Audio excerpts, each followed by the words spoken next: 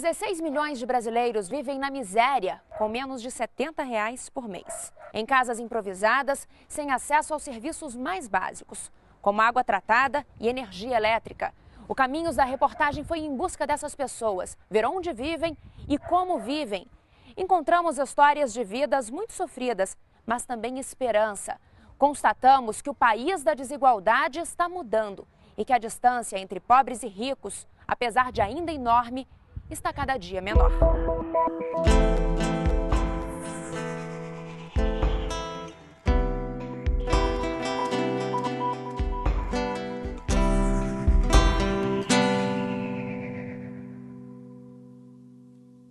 A pobreza, acho que é ver num lugar desse, sem ter dignação, ter lugar digno para morar.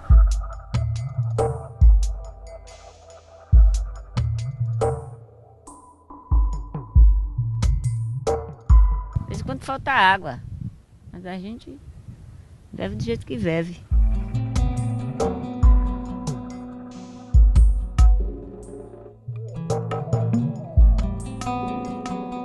Uma casa como daquela lá, um prédio assim, que não fica assim, a casa caindo, né?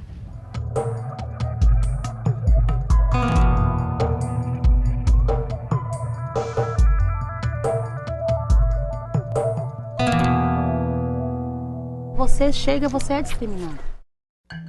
Não ter dinheiro suficiente para consumir alimentos que garantam pelo menos 1.750 calorias por dia. Essa é a definição de pobreza segundo a FAO, órgão das Nações Unidas para a Agricultura e Alimentação. Para a CEPAL, Comissão Econômica para a América Latina e Caribe, o limite seria uma dieta um pouco maior, 2.200 calorias por dia. Aqui é onde eu coloco o arroz. Aqui é o café, né? Que você tá vendo aqui ainda tem um restinho. Aqui o açúcar, não tem nada. Aqui o trigo, que eu ganhei da igreja. Aqui é a farinha. É a farinha trigo, aqui é a farinha branca de mandioca. Para a ONU, Organização das Nações Unidas, pobre é quem tem renda de até $1,25 por dia, cerca de R$2. A pobreza é não ter o serviço fechado, não ter uma casa boa para você morar. A União Europeia considera pobre quem ganha até 60% da renda média da população do país. Para se ter uma ideia, isso seria uma renda de pouco mais de R$ 2.500 para quem mora na Dinamarca. No Brasil, o Ministério do Desenvolvimento Social definiu como pobre quem vive com até R$ 140 por mês. Mais de 28 milhões de brasileiros estão nessa condição. Este ano, um novo recorte foi feito, o da pobreza extrema. Entra nessa classificação quem tem renda familiar per capita de até R$ 70 por mês. O cálculo é feito assim: a renda de todos na família é somada e depois dividida pelo número de moradores. 16.197.297 brasileiros são considerados extremamente pobres, o equivalente a 8% da população. A linha escolhida de R$ 70 per capita, eu acho, ela é muito baixa, eu acho que ninguém discute isso, mas ela tem duas grandes vantagens. A primeira é que ela é 100% compatível com as definições internacionais. E o segundo ponto é que eu acho que o fato da linha ser muito baixa, primeiro tem um consenso muito claro de quem está abaixo daquela linha é extremamente pobre. Porque não existe uma definição científica do que é ser extremamente pobre, é sempre uma decisão que tem um caráter político óbvio. E é difícil construir consensos nessa área. Agora, se você bota uma linha baixa, você tem um consenso de que ela é baixa, mas ninguém discorda que aquelas pessoas merecem atenção porque são extremamente pobres. Ela permite que você foque entre os mais pobres e entre os pobres. As pessoas em situação extrema de pobreza estão espalhadas por todas as regiões do país, dos povos ribeirinhos do Amazonas às favelas do Sul. Mais da metade dos extremamente pobres vive no Nordeste.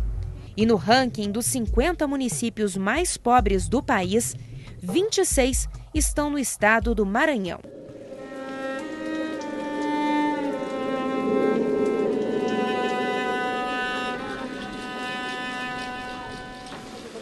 Em comparação ao número de habitantes, o Maranhão é o estado que tem mais pessoas em situação de extrema pobreza.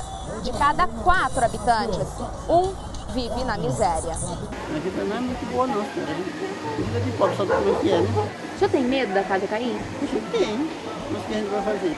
A gente remenda, mete madeira, compra madeira, vai metendo, pregando.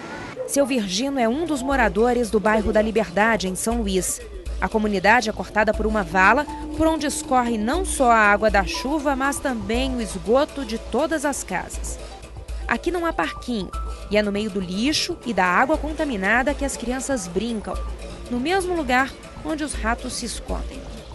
Boa parte dos moradores da Liberdade vivem no seco, nome dado à parte da comunidade que tem casas em terra firme. Outros tantos moram em palafitas. Em que condições? É o que vamos conhecer agora, a convite da Rose, que vive aqui há 4 anos.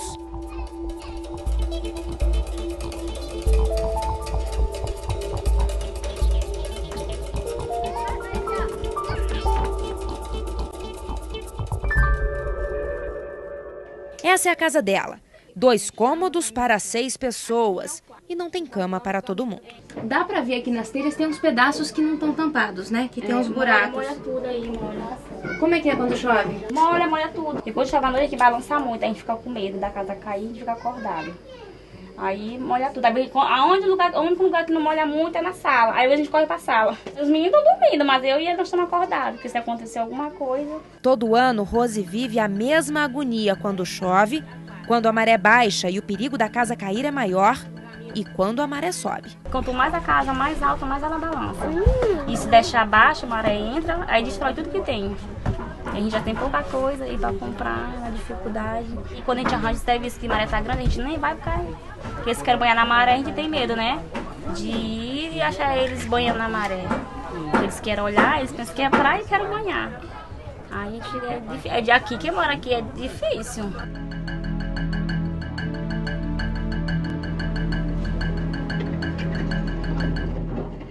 Em 1995, o Instituto de Pesquisa Econômica Aplicada, o IPEA, fez um levantamento da situação de pobreza dos estados brasileiros.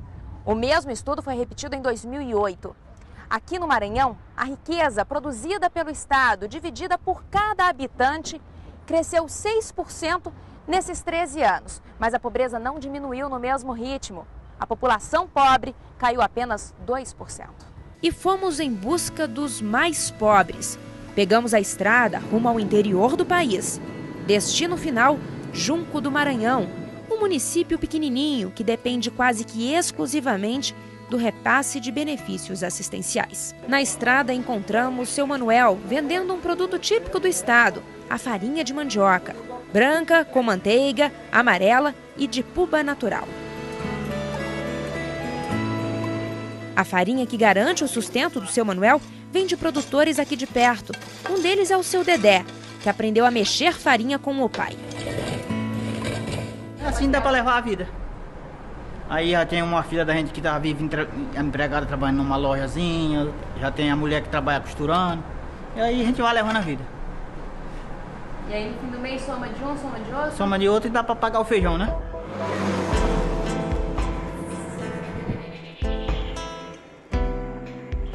À medida que nos distanciamos mais da capital, o cenário muda.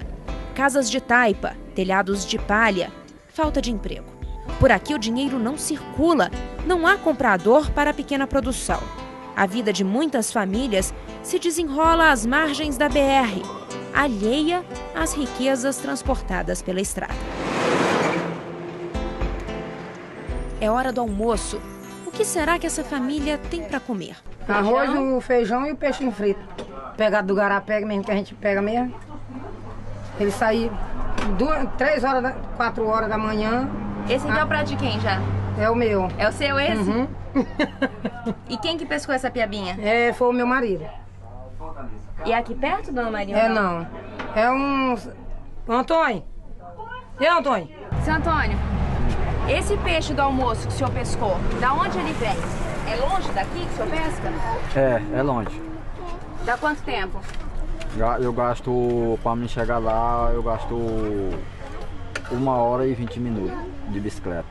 Lá eu fico pescando 3 horas de relógio. E aí eu pego 1 quilo de peixe, 2 quilos, eu pego até 8 quilos. O dia que dá. O dia que não dá, eu só pego 1 quilo. E amanhã, o senhor vai almoçar o quê? Amanhã Deus é que vai dar pra gente. E daquilo que Deus deu hoje, Dona Maria já guardou um pouco, pensando no amanhã. A gente não pode botar tudo de uma vez, né? Porque a gente não pode comer muito assim, porque quando é no outro dia a gente tem que ter de novo, né? Aí eu tornei partir e botei dentro do armário lá. Aí eu torno botar no fogo, aí se não tiver eu frito o ovo e o menino come. O meio quilo de feijão tá lá, guardado no armário. Na geladeira, quase nada de comer. Fartura a gente não pode botar, né? O que a gente pode botar só mais é água. Geladeira de pobre só é assim, né? A gente não pode. A gente tem a vontade de botar o que o filho da gente precisa, né? E o que a gente precisa, mas a gente não tem condição. A batata cozida vai ser o lanche da noite, vem do próprio quintal. E segundo seu Antônio, é assim: com feijão num dia, batata no outro, que eles vão levando. Aí eu cuio o que dá. Aí eu boto aqui dentro de casa. Aí esse nós vamos tendo. Aí a gente vai lá, põe lá o quiabo na roça, põe de um tudo. Tá fazendo aí, tem um comezinho aí? Não tem um pedaço? Tem não. Bota um quiabo no fogo, um vinagueira ou aboba. Amanhã nós damos um jeito no terreiro, mata uma criaçãozinha. Aí nós vamos ter tempo. Deixar morrer de fome, ele não deixa. Depende, nós ter a saúde e se virar. Não é isso?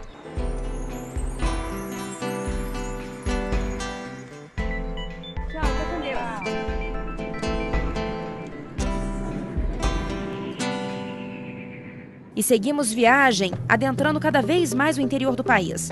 Ao cruzar o rio Turi, encontramos Dona Raimunda, voltando de um dia inteiro de pescaria. Ela sai para pescar às 7 da manhã e volta só quando o sol vai embora. Pesquei piau, piaba. Foi boa a pescaria? Foi boa. Tem uns 9 peixes. Esse é mesmo. 3, 4, 5, 6, 7, 8, 9, 10, 11. Tem 11. Aí dá de fazer a janta hoje. Nós somos 4 em casa. A gente faz a janta. Aí amanhã pesca de novo. É o serviço que a gente tem aqui. Pesca, vende, compra carne, frango, compra arroz, farinha, café, sal. E passando a vida.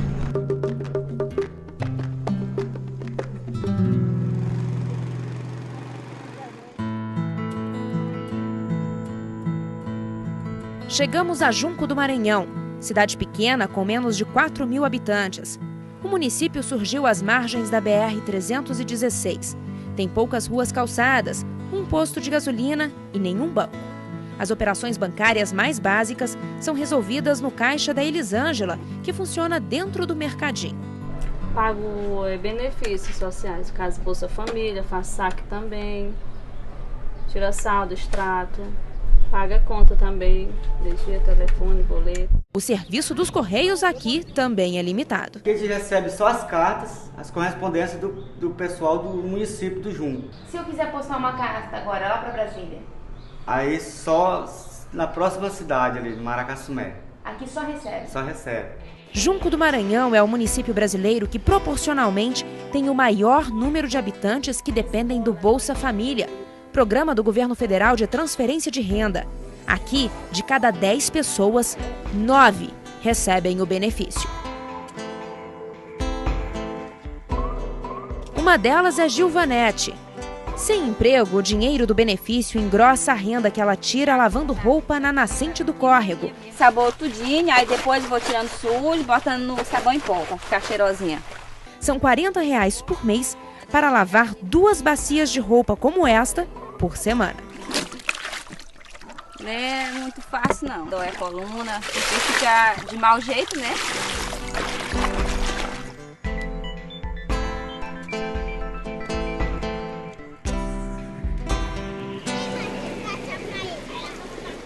Em cidades pequenas, principalmente do interior, é muito difícil encontrar emprego. Trabalho formal com carteira assinada. Quando não há uma indústria ou uma grande empresa na região, a economia do município geralmente gira em torno do comércio local. São lojinhas como a Mercearia Souza, que atendem a população do município e que geralmente são negócios familiares, como esse aqui da Lucilene. Lucilene, quem que você emprega aqui na mercearia? Aqui não tem nenhum empregado. Nós tem só trabalha aqui só eu, minha mãe e meu irmão. Eu e minha mãe somos proprietárias. Meu irmão só ajuda aqui a arrumar alguma coisa assim que a gente precisa. Alguém contratado mesmo da mercearia não tem? Não tem nenhum Por quê? contratado. Porque a renda é muito pouca, baixa, a gente não pode contratar ninguém, porque não dá conta nem de pagar. Sem oferta de emprego, 832 pessoas na cidade sobrevivem graças ao repasse do Bolsa Família. E ainda há 300 famílias na fila. Tem família que recebe R$70, tem outras que recebem 134, tem outras que recebem 200 e a mais que recebe é 240, né? É uma forma de ajudar, só que ele também tem que saber que aquele dinheiro não dá só para a pessoa viver, né? Ele tem que procurar o trabalho, alguma coisa para sobreviver. Aldenice é assistente social de Junco e conhece bem a realidade das famílias daqui. Para ela, só há uma saída: a qualificação da mão de obra. Sem qualificação, é quase que impossível a pessoa sair do Bolsa Família. Ela fica atrelada e fica até acostumada a essa situação, a essa transferência de renda, né? Então a pessoa não tem como se emancipar se não houver realmente um compromisso de qualificação. Como não tem emprego, a busca da necessidade da família é urgente. Então ele vai buscar em outros estados, em outros municípios. Aqui, por exemplo, aqui a grande massa daqui sai para o estado do Pará porque fica mais próximo. É BR-316, aqui a acessibilidade de transporte é muito grande. Chegando lá, ele não tem nenhuma qualificação e aí ele não consegue absorver, a mão de obra não consegue ser absorvida e com isso ele fica numa situação de exclusão social. Aí daí ele pode virar um morador de rua, daí ele fica sem nenhum amparo por conta das políticas públicas daquele município, daquele estado que ele está lá naquele local. E aí a vida fica muito mais difícil para ele lá. Eu vejo que as pessoas têm muito potencial. O fato de ser pobre não quer dizer que ele não tenha potencial. Ele tem. Agora ele não tem oportunidade.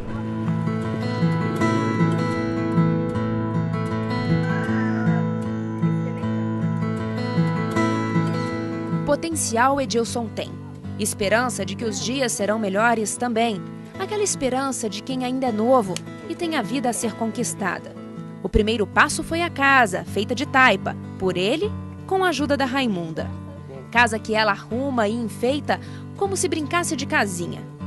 Juntos, só os dois, eles se preparam para a chegada da noite. Na casa deles, não tem energia.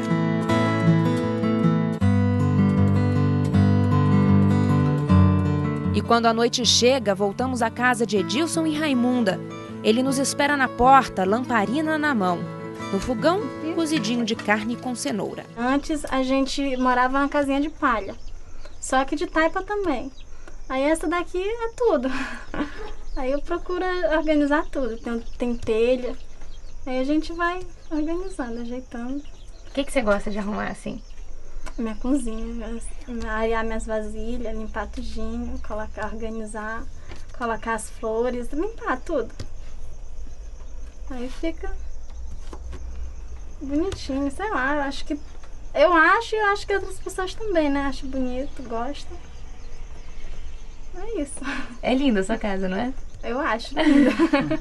O celular de Edilson toca, sinal de que hoje vai ter trabalho. E aí, vai ter gado hoje?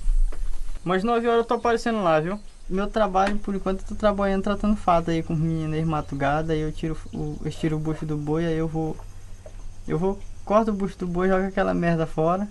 Aí lavo o bucho bem lavadinho, trago, pelo, aí revira, destripa as tripas, revira e escaldo. Aí levo pro açougue, lá eles pegam e vendem. Que hora você faz isso? Eu trabalho das 9 até as 3 horas por aí, 5 horas, às vezes eu termino. Do dia? Da madrugada. Eu começo a trabalhar 9 horas, quando dá 3 horas da madrugada, às vezes eu termino. 5 horas, às vezes. Quanto você tira, Edilson? Às vezes, eu tiro R$7 um fato. Aí se eu fazer a semana toda, às vezes eu tiro uns 40 conto, 50 por aí. Às vezes dá de eu comprar o que tá faltando dentro de casa, dá de eu comprar uma carne pra gente jantar, a gente almoçar. Mas é apertado, né? É apertado, mas a dificuldade hoje em dia é desse jeito, né? Às vezes falta a farinha, às vezes falta o arroz, às vezes dá de comprar só pela metade, né? Aí falta as coisas, às vezes falta o café, o açúcar. Mas aí a gente vamos escapando devagarzinho.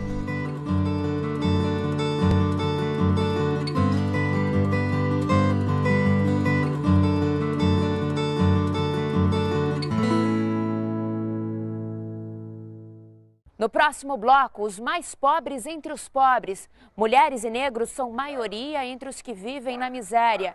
E ainda, a face mais vulnerável da pobreza, as crianças.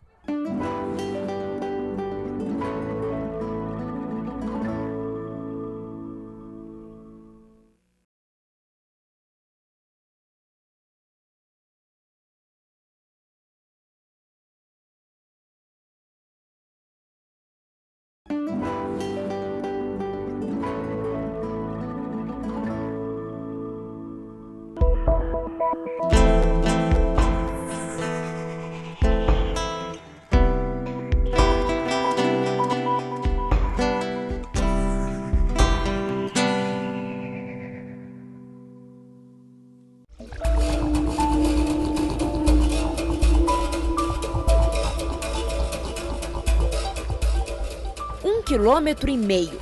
Essa é a distância que Dona Francisquinha percorre com uma bacia de roupa na cabeça. Distância que parece ainda maior na volta, quando a roupa molhada pesa mais. Quando não chove, a gente fica assim mesmo, sem chuva. A gente já acostuma que a gente vive mesmo assim mesmo. Quando não chove muito, a gente passa aí do jeito que Deus quiser. Depois do esforço da caminhada sob um sol que não dá trégua, ainda é preciso tirar a água do poço. Cada balde que é puxado pesa mais de 10 quilos. Na lida diária de Dona Francisquinha, muita coisa a fazer, mas nada de renda. Agora eu mesmo, minha pessoa, eu não ganho dinheiro, porque eu não tenho como sair para trabalhar para fora. Porque eu carrego água, eu trabalho na roça, eu cuido dos bichos, eu cuido dos meus filhos, da minha casa, aí eu não tenho como sair para trabalhar para fora. Aí eu gostaria, assim, de ter um meio de ter, assim, de como ter renda para ajudar em casa e ter como conseguir ter uma casa boa, né? Porque a minha casa é um pouco ruim. O poço aqui na região do Angical, interior do Piauí, é comunitário. E é de lá que seu Eugênio, de 68 anos, tira água para dar para os animais. É 3 viagens, já botei 2 caminhos, hoje eu só vou botar 2, que tinha uma carga lá, ficou cheia de ouro. Aí é 2, porque eu ainda fui passar umas uveias para a roça hoje, mudar de roça, senão essa hora eu já tinha terminado. E como esse é um bem escasso por essas bandas, seu Eugênio improvisou um funil, ou biqueiro, como ele chama. E quando os baldes já parecem cheios, ele inclina e ainda consegue colocar mais água em cada um, quase 1 litro, que lá na frente faria falta. A água do poço é para a criação de bode, que espera com sede. Criação pé duro, como dizem por aqui, miúda, adaptada ao lugar. Como também já se adaptou quem vive aqui desde criança. 12 em cada balde 12 desse? 12 em cada balde desse. E na cabeça? 12 também, que a latinha é a mesma coisa desses baldes. Sabe? Não é muito pesado não na cabeça? É nada, a gente já acostumou. Quem mora no interior já acostuma com tudo.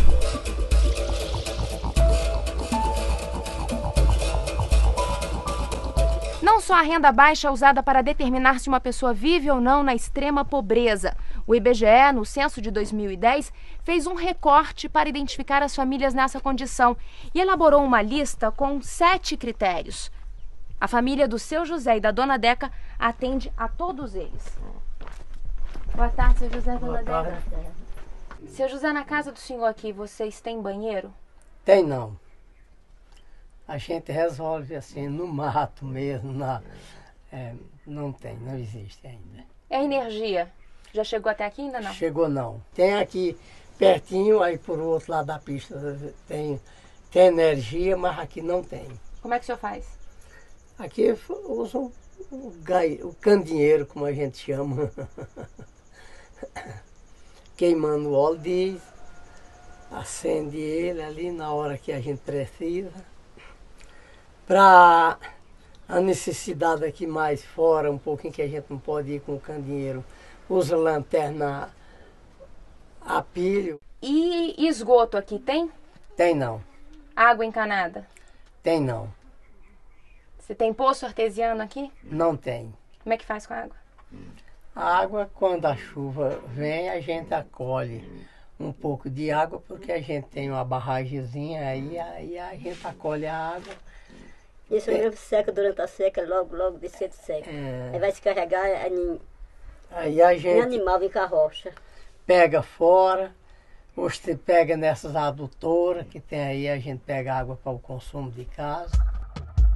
São as pessoas mais pobres que têm menos acesso aos serviços do Estado.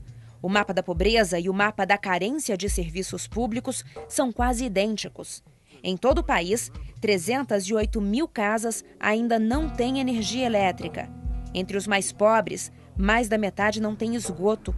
1.200.000 casas não contam com abastecimento de água. E enquanto a taxa de analfabetismo no país é de 9%, entre os extremamente pobres, ela é de 23%. Dos 190 milhões de brasileiros, 85% vivem nas cidades. Os outros 15% na zona rural. Mas quando a gente olha o mapa da pobreza, a situação muda. Quase metade das pessoas extremamente pobres vivem no campo. E para quem depende da terra, a falta de acesso à água dificulta o plantio de subsistência. É em meio à caatinga, no semiárido do Nordeste, onde a criação sofre com a seca, que encontramos seu Pedro. Ele vive no interior do Piauí, longe de tudo e sem acesso a nada. Ele nos mostra o poço formado pelas pedras. É a caixa d'água da família, que armazena a água da chuva ou do caminhão-pipa, quando o patrão manda comprar. Aqui, só quem planta quem é teimoso, porque a seca é braba e a gente só planta mesmo para ver se tem alguma coisa, mas é difícil. Tem que a gente tira bastante coisa, feijão, milho, bastante, mas tem outros anos. Do ano passado para cá não se tirou nada. A esposa dele, Dona Cleusa, conta que já faz alguns meses que está doente. A visita da agente de saúde não é regular. Vem um mês, passa 2 sem vir. Para ir ao hospital, ela depende da ajuda de outras pessoas. Eu tomo remédio de pressão, para desentupir às vezes, que está entupida, assim, enche o braço aqui, enche, do rosto assim inchado até a perna. Quando tem que ir no hospital, como é que faz? E a gente liga para o carro vir, o dono do carro, para vir pegar a gente aqui, buscar o paciente aqui em casa. E ele faz isso de favor? Não, a gente paga, tem que pagar R$15.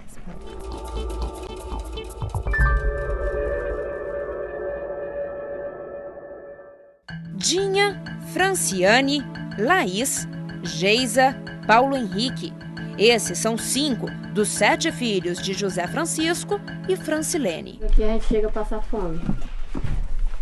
Mesmo com a rocinha e... Mesmo com a rocinha. Tem vezes que a gente passa necessidade muito mesmo. Porque não dá? O que tem não dá? Porque não dá o que tem. E aí a gente com esses meninos aqui...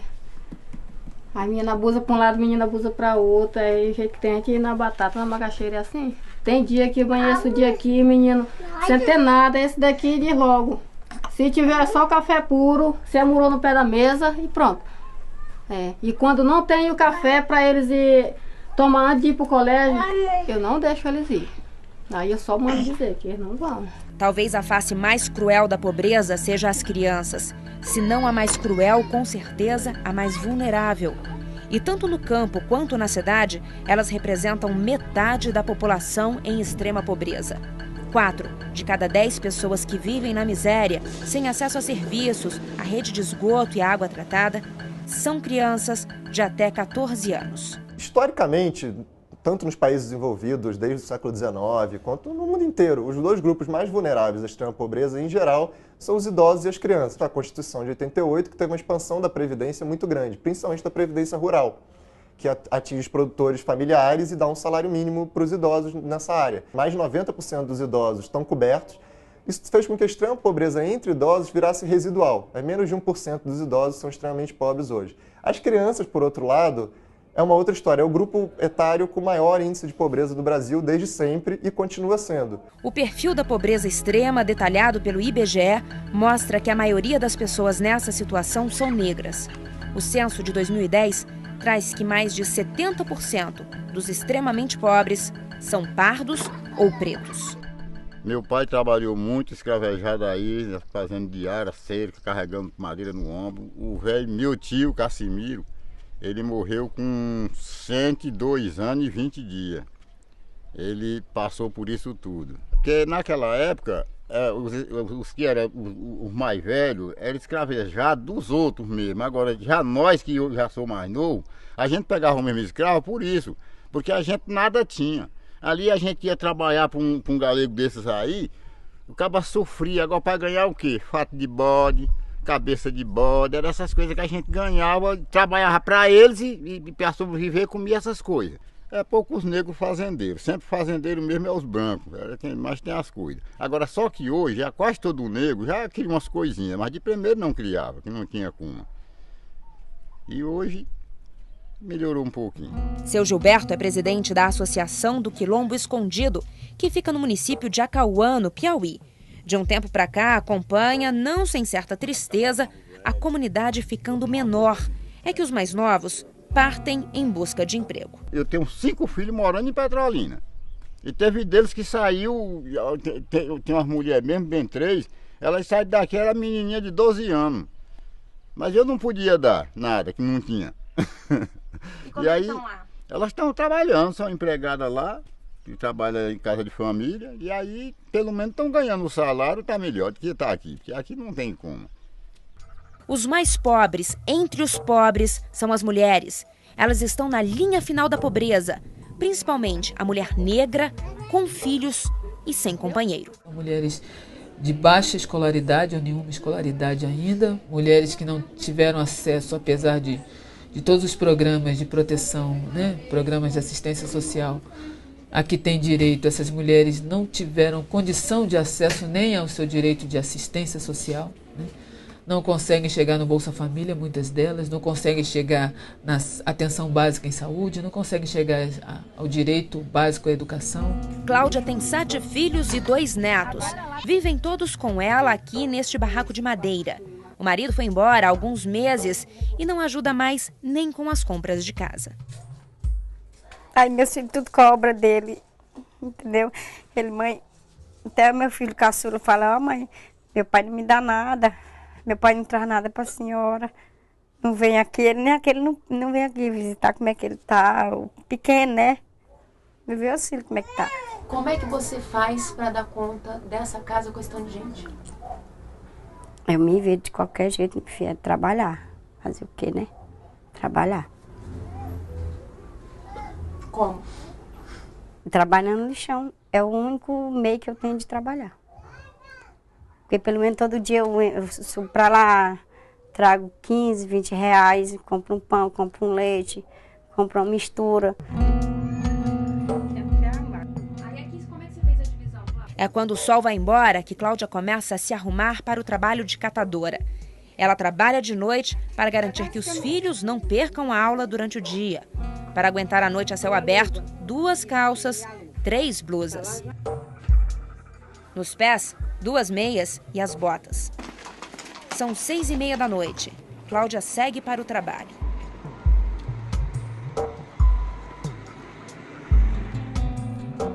Quando chega, dezenas de colegas catadores já estão na ativa.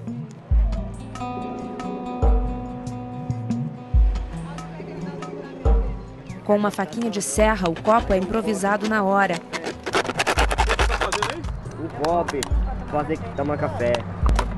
E o café, que ajuda a aquecer e a espantar o sono, é compartilhado.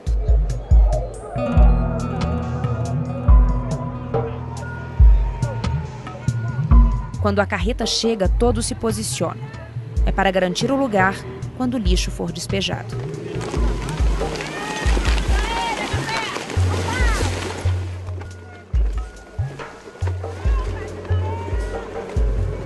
O material é PET, é mangaba, é o que você pegar do material. A latinha, cobre, alumínio. Aí você leva daqui, despeja no bag e volta de novo.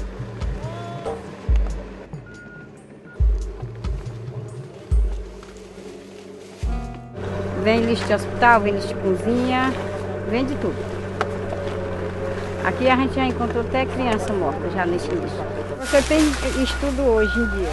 É difícil, imagine para quem não tem, né? A gente é pobre e a gente sofre, mas a gente é feliz.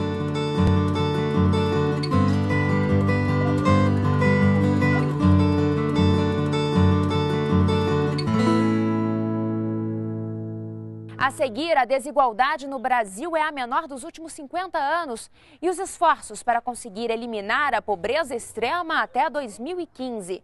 Você vai conhecer ainda o IFF, Índice de Felicidade Futura. O Brasil é o líder mundial.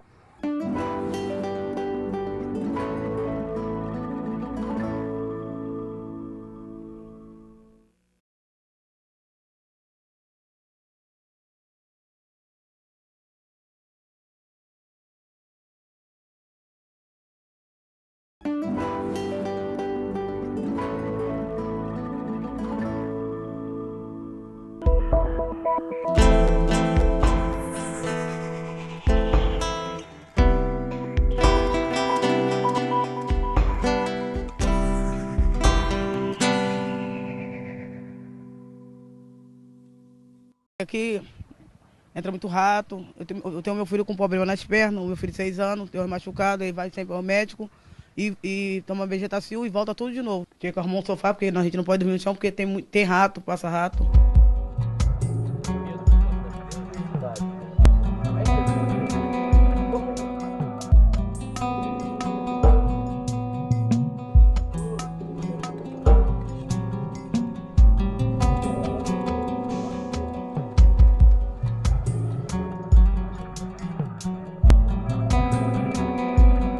Dos 16 milhões de brasileiros na extrema pobreza, 8,5 milhões vivem nas cidades, espremidos entre bairros urbanizados. Sem condições de pagar o aluguel, vão se acomodando como podem. Em morros, nas margens de cursos d'água, perto de lixões, na beira da estrada. Em casas sem nenhuma estrutura, nenhum conforto e de maneira totalmente improvisada. Essa é a minha janela, ela funciona assim, eu fecho ela com mãozinha de pilão. E a segurança aqui? Segurança, antes era pior, né? Mas agora deu uma melhorada. Eu tá com um mês que eu tô sem bujão. Eu subi pro lixão, quando eu cheguei, a janela tava aberta e já não havia mais bujão. E agora? E agora eu tô cozinhando na sogra. Eu quero construir assim, uma família bem bonita, assim, entendeu? Pros olhos das pessoas, pros olhos de Deus. Né? E que eu não passe, porque eu já passei. O que você já passou, Ana? Fome. De acordar e não ter o pão de cada dia dos meus filhos, não ter nada. Arrumar um emprego fechado, entendeu? Poder manter meus filhos, minha família, estabilizar. Porque eu não quero voltar atrás e passar tudo que eu passei aqui, não. Acordar, não ter o pão, não ter o leite deles. O dia a dia triste. Ficar preocupado que vai comer, entendeu? Ter que subir pro lixão se arriscando atrás de uma máquina pra catar latinha. É um risco. Que eu já vi, eu perdi pessoas que eu conheço, que eu convivia. Eu perdi atrás daquela máquina do lixão. Mais da metade da população extremamente pobre que vive nas cidades está no Nordeste. 1 em cada 4 na região Sudeste. Só na cidade do Rio de Janeiro, segundo a Prefeitura, mais de 1 milhão de pessoas vivem nas favelas. Em muitas, a segurança chegou com as UPPs, Unidades de Polícia Pacificadora, e com ela, a tranquilidade e o direito básico de ir e vir, mas não a cidadania plena. Agora ficou muito melhor, porque não tem drogas, entendeu? Não tem traficante, a gente pode viver tranquilo, dormir tranquilo. Os nossos filhos podem subir e descer sem problema de tiroteio nem nada. Antes tinha coleta do lixo, tinha garinha comunitária.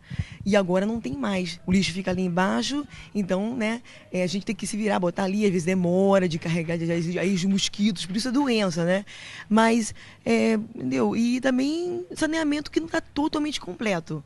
Né? Caixa d'água, algumas infraestruturas lá em cima no morro não tem ainda talvez cano direito, né? Nas cidades a pobreza parece se multiplicar. Está nas esquinas, nos semáforos, nas praças.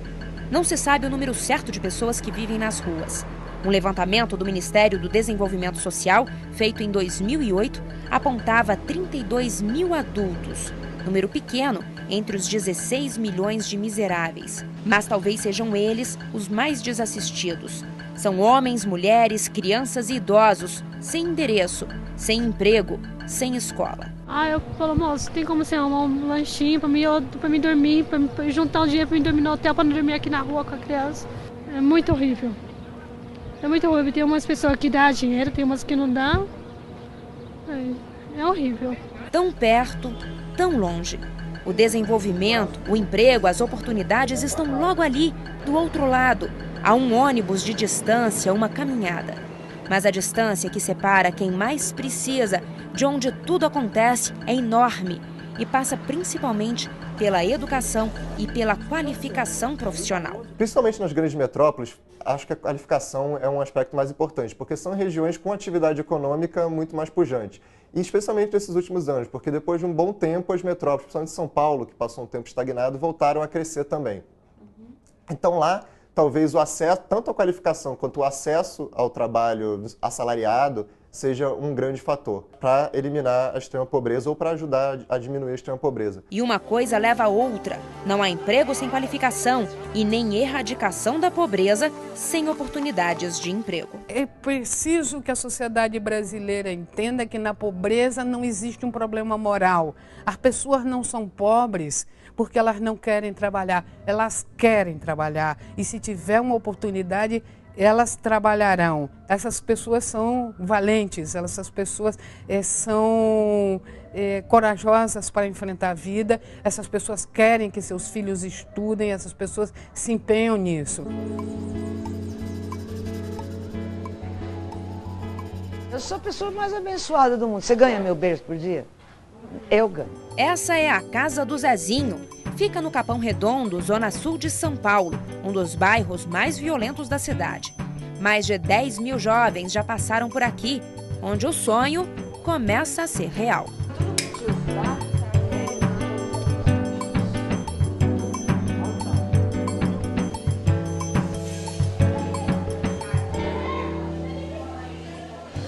Aqui a oportunidade que morava longe se faz presente. Em grupo, as crianças e adolescentes resgatam a autoestima, são estimulados a ousar, a criar. Descobrem os próprios talentos e desenvolvem novas habilidades. Nas oficinas, se qualificam para o disputado mercado de trabalho. Com o apoio da casa, muitos conseguiram cursar uma faculdade e foram os primeiros da família a ter um diploma de curso superior. Quebraram o ciclo vicioso da pobreza. Vão dar aos filhos o que os pais não puderam dar a eles. A gente acredita na Casazinho que todo ser humano aqui tem potencial pra caramba. E eu vejo que a falta da grana ou qualquer coisa assim é um foguete para criatividade, para imaginação. Então aqui a gente dá vazão para tudo isso. Então o cara ele se descobre. Valéria se descobriu uma excelente violinista. A paixão de Valéria pelo instrumento começou assim que ela chegou a casa, com apenas 9 anos. Nota a nota, ela vai construindo um futuro inimaginável tempos atrás. Eu entrei na Escola Municipal de Música. Pra mim tá sendo, sabe, um sonho, porque é bem difícil entrar lá, são poucos que conseguem e eu consegui, então quero aproveitar ao máximo lá. Uma profissão que eu não quero parar mais. Comecei a ver o mundo, como é, as coisas, como a gente pode conseguir aquilo se for atrás. Também ganhei mais confiança dos meus pais, amigos.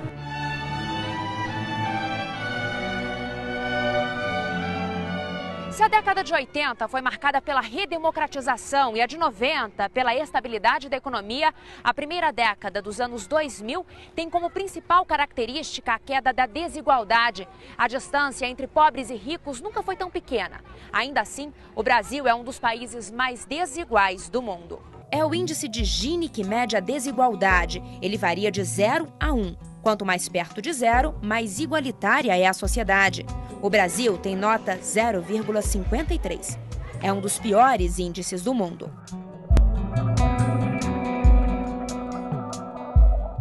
Atingimos em 2010 o menor nível de desigualdade dos últimos 50 anos. Na última década, a renda dos 50% mais pobres deu um salto, cresceu 68%. Já a dos mais ricos não cresceu tanto, apenas 10%. Os ganhos maiores de renda foram entre os grupos tradicionalmente excluídos. Mulheres ganharam mais do que homens, negros do que brancos, os brasileiros do Nordeste mais do que os do Sul e os do campo mais do que os da metrópole. A renda dos analfabetos cresceu 47% na década, enquanto a de quem tem pelo menos o curso superior incompleto caiu 17%. E nesse movimento, os polos têm se aproximado. Este gráfico da Fundação Getúlio Vargas mostra a diminuição da pobreza desde 1992. Aqui foi considerado miserável quem tem renda de até R$ 151 por mês. De 2003 para cá, a queda foi constante. Os principais fatores para essa redução de desigualdade foi melhoria da escolaridade do brasileiro. Eu diria que esse é o grande fator, que começou lá atrás e está sendo colhido agora. Programas sociais, do tipo Bolsa Família, Bolsa Escola, esses programas são muito importantes. E a própria geração de emprego, o fato do brasileiro estar tendo menos filho, permite ele dar uma condição melhor para a sua família. Então, na verdade, tem uma revolução acontecendo na vida das pessoas por ações do Estado, mas em particular por decisão das próprias pessoas. Pelas contas do governo, Elivane era pobre e pelas mesmas contas deixou de ser. Ela revende roupas e sapatos e dá aula. Como professora, ganhava R$ 400 por mês. Passou a ganhar 900 e hoje tira mais de R$ 1.000. O aumento veio por conta do piso salarial e porque Elivane, que tinha apenas o magistério, concluiu a faculdade de letras. Quem tem um curso superior ganha mais. Quem tem faculdade, pós-graduação, o salário vai aumentando. Por isso que eu me esforcei e me esforço até hoje estudando. A próxima etapa é a pós-graduação. Sucessivamente foi maravilhoso e vou conseguir, em nome de Jesus, essa outra que eu vou terminar no mês de maio. Que é uma pós-graduação? Que é uma pós. E assim eu vou realizando meus sonhos, que isso aí é sonho. Se a gente não sonhar, a gente não consegue. E sonho não tem limite. Com o aumento da renda, Elivane deixou de receber o Bolsa Família. O programa de transferência de recursos atende hoje 12 milhões de famílias com renda média per capita de até R$ 140 por mês. O Bolsa Família, assim como um salário mínimo maior, o acesso ao crédito e o contexto de baixa inflação foi responsável pela redução da pobreza no país. Este ano, o programa está sendo ampliado dentro das diretrizes de um outro programa, o Brasil Sem Miséria.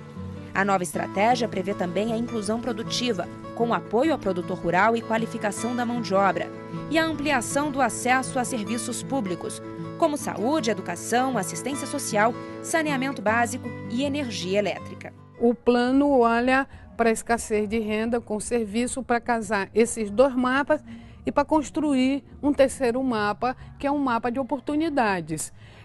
A oportunidades, parte delas, que são as informações do censo, como é que nós faremos em relação a esses brasileiros analfabetos, aí nós temos o programa Brasil Alfabetizado, como eles se distribuem pelo território nacional, onde concentra mais pessoas sem documentos, no norte do Brasil. Então, esse mapeamento nos oferece também traçar as políticas públicas, e as políticas públicas não podem ser um padrão Brasil. Elas têm que olhar, e elas estão olhando para essas diferenças. As pessoas não querem só dinheiro ou mesmo comida, elas precisam de várias coisas, e o que acontece, e que eu acho que é um aspecto inovador da nova política de combate à pobreza, é você, ao invés de você esperar o pobre vir em busca dos seus direitos, existe um processo de busca ativa em que o Estado e seus serviços vão atrás dos pobres. A meta do novo plano é erradicar a pobreza extrema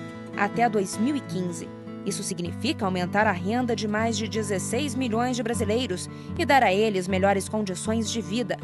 Mas será possível eliminar a pobreza? Eliminar mesmo, eu diria que não. Porque basta que sobre um pobre para você ter perdido a guerra. Agora, a meta de erradicação é uma meta muito interessante. Não dá para ninguém, nem mesmo a oposição mais refratária, ser contra essa meta. Mas, vamos dizer, é uma espécie de um santo graal, onde você vai buscar ele, você não vai chegar lá mas há uma busca que enobrece o espírito e o corpo da sociedade brasileira. E nessa busca, o Brasil conseguiu atingir um dos objetivos propostos pela Organização das Nações Unidas, as chamadas Metas do Milênio, assinadas por 192 países.